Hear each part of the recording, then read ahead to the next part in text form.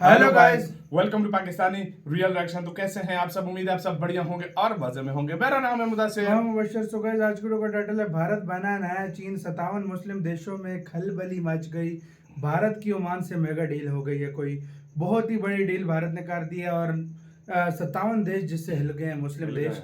तो बिना किसी देरी के देखते हैं, बाकी बातें करेंगे बाद में। साइड नॉलेज का वीडियो काउंट करते हैं। Return and shot. दोस्तों, भारत इस समय चीन की वही रणनीति अपना रहा है जिसको अपनाकर चीन इतना शक्तिशाली बना। चीन ने अपनी मौजूदगी लगभग दुनिया के हर देश में बढ़ाई, फिर चाहे उस देश में एयरपोर्ट बंदरगाह को लेकर हो या फिर अपनी BRI परियोजना से उस देश को जोड़ना हो। अफ्रीका से लेकर एशिया और मिडिल ईस्ट के देशों तक चीन ने इस तरह से अपनी पकड़ बनाई और अपने सामान को दुनिया भर में पहुंचाया। और अब इसी नक्शे कदम पर भारत चल रहा है। लगातार हम अपनी वीडियो के माध्यम से आपको बता रहे हैं कि किस तरह से भारत अलग अलग देशों में, फिर चाहे श्रीलंका, इजराइल, UAE हो या फिर अफ्रीका ही क्यों ना हो, भारत इन देशों में अपनी पकड़ को मजबूत कर रहा है। और इसी के तहत अब भारत ओमान में अपनी पकड़ मजबूत करने जा रहा है, क्योंकि भारत और ओमान के बीच एक मेगा डील साइन हुई है, जिसके बारे में इस वीडियो में आगे बात करेंगे। वहीं पर हमारी दूसरी खबर श्रीलंका से सामने आ रही है, जहां पर हम्बनटोटा बंदरगाह, जिसको चाइना ने 99 सालों के लिए लीज पर ले रखा है,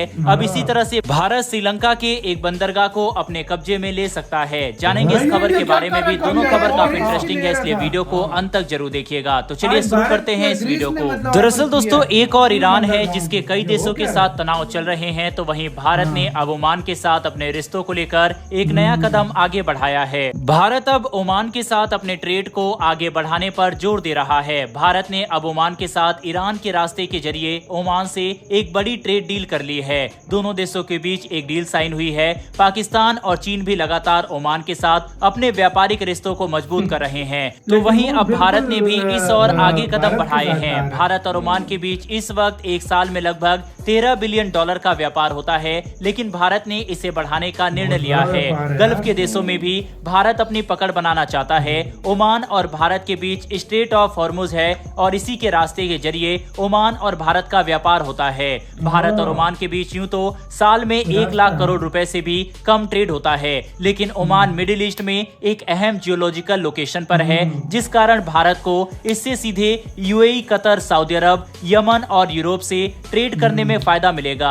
इसी रूट से भारत को 60% से ज्यादा क्रूड ऑयल मिलता है। यही कारण है कि ओमान का ये रास्ता भारत के लिए काफी ज्यादा महत्वपूर्ण बन जाता है। वहीं भारत कुल 85% तेल को इंपोर्ट करता है। ऐसे में ये डील काफी महत्वपूर्ण है। नई दिल्ली से सीधे मिडिल ईस्ट के देशों से संबंध बनाने के लिए भारत कई कदम पहले भी उठा चुका है। बता दें कि ओमान और भारत के बीच भारत की नई सरकार के साथ डील होगी, क्योंकि भारत में इस वक्त लोकसभा चुनाव चल रहे हैं और इस डील पर साइन नई सरकार के द्वारा ही किए जाएंगे। अब सवाल उठता है कि इस डील से भारत को क्या फायदा होगा। दरअसल इस डील से भारत GCC यानी गल्फ कॉपरेशन काउंसिल के साथ मजबूत संबंध बनाने में कामयाब होगा। GCC में कुल 6 देश आते हैं, जिसमें बहरीन, कुवैत, ओमान, कतर, सऊदी अरब और UAE शामिल है। ये वो देश हैं जो दुनिया के बड़े तेल निर्माता हैं। ये देश नेचुरल गैस, क्रूड ऑयल के प्रोड्यूसर हैं। इसके अलावा इन देशों के पास दुनिया के 2/3 हिस्से का ऑयल रिजर्व है। वहीं दुनिया के कुल नेचुरल गैस का 1/3 रिजर्व है।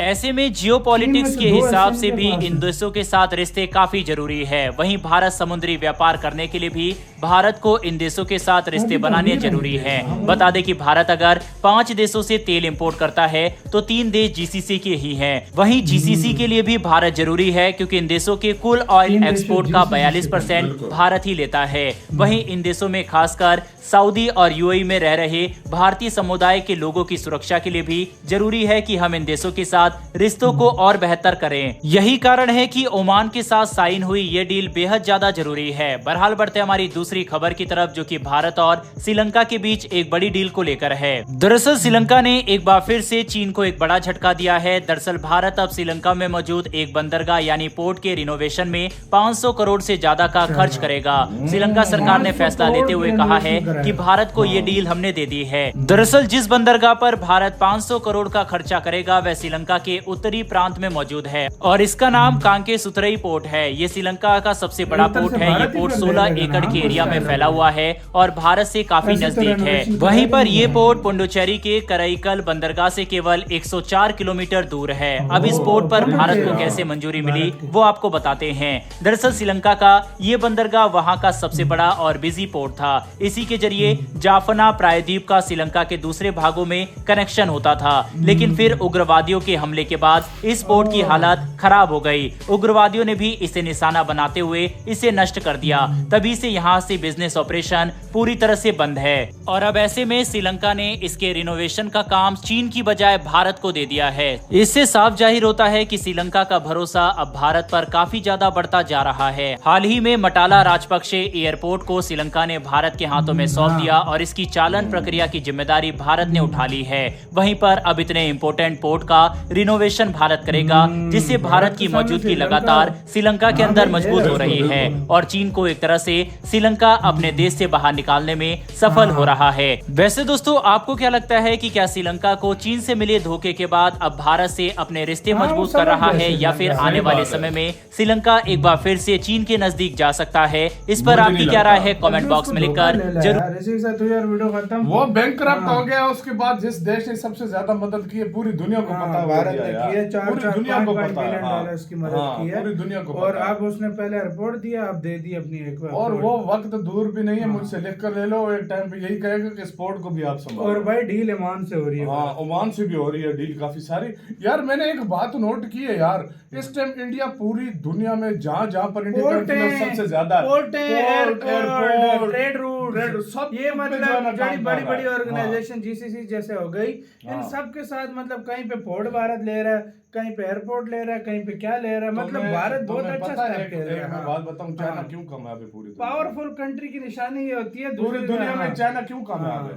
उसके मुख्तलिफ देशों में पोर्ट है, उसके मुख्तलिफ देशों में इन्फ्लुएंस है। अमेरिका का भी सेम है, अमेरिका का भी सेम है, पता नहीं क्या पोर्ट क्या कुछ है, क्या कुछ उसने। इसी तरह इंडिया अपना ट्रेड बढ़ाएगा, सब कुछ करेगा, पोर्ट्स लेगा, मिलिट्री बेसिस भारत ले रहा है, मुख्तलिफ देशों में है, सारा कुछ है। तो ये बात माननी पड़ेगी कि, और वो वक्त दूर नहीं है। मैं आपको अभी से बताता हूँ, जो कंट्रीज अरब कंट्री, स्पेशली अरब कंट्रीज की मैं बात बता रहा हूँ, आप 10 साल सब्र कर लो। मैं ज्यादा बहुत ज्यादा मैं दूर नहीं जाता, 10 साल की मैं बात कर रहा हूँ। ये सारे कदमों में होंगे इंडिया के। सही बात है। जो अभी अकड़ते हैं ना थोड़े बहुत, इंडिया के खिलाफ कोई बात करता है या कुछ, वो इंडिया से कह रहे होंगे कि हमें इन्वेस्टमेंट करनी है, या आप हमारे देश में इन्वेस्टमेंट करो, या हमारा ये पोर्ट ले लो, या ये वो अनकरीब, क्योंकि कब तक तेल पी जिएंगे वो, कब तक तेल पे उन्हें आगे जाके कुछ सोचना पड़ेगा। और सबसे बड़ा कंटेंडर इस टाइम उनके पास भारत का ये कि वो किसी को धोखा नहीं देता। अब चीन जो है वो डेब्ट ट्रैप में फंसा लेता है, अमेरिका भी कुछ अपनी मनमानियां करने लग जाता है, लेकिन भारत वाहिद ऐसा एक महाशक्ति देश है जो मतलब उस देश में जाके उसको ये नहीं कहता कि हाँ भाई मेरा देश हो गया। भारत एक बिजनेस की नीति से जाता है और वही करता है भाई, जो चीज जो ट्रस्ट करते हैं। अफ्रीका को देख लो, चाइना को क्यों पता काट रहा है उधर से, इंडिया पे ट्रस्ट लोगों ने ट्रस्ट में फंसा रहा है वो। आपका इसका कहना है अपने कमेंट सेक्शन में अपना बहुत ज्यादा कार्य रखना।